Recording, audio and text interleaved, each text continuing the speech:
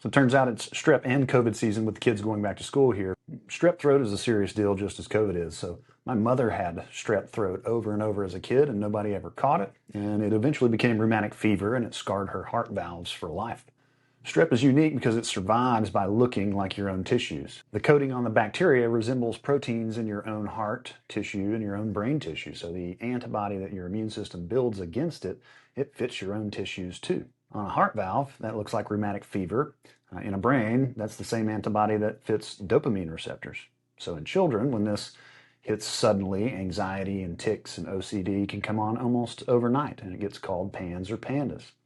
In adults, this gets called a psychiatric disorder or severe anxiety or a movement disorder, and it gets medicated. Once your body builds that antibody, its structure does not change for life. You may be carrying it whether or not you ever felt sick in your adult life, but an antibody can only damage tissue that it can reach.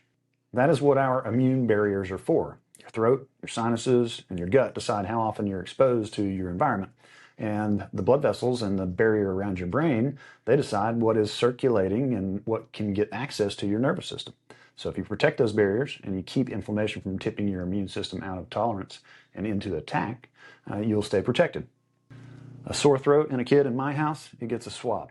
But a negative test is very common because most sore throats are viral and there's no prescription for a virus, and that's exactly where things like plant medicine comes with real antiviral activity. Barriers are either built and maintained or they break down and the immune system suffers for it. If you test the patterns behind those barriers, you can rebuild them. With the right plant medicines and the right foods and lifestyle practices, you can do this if you know what is compromised and in what order to repair them. So that is what our team does here at the Dearing Clinic at this time of year.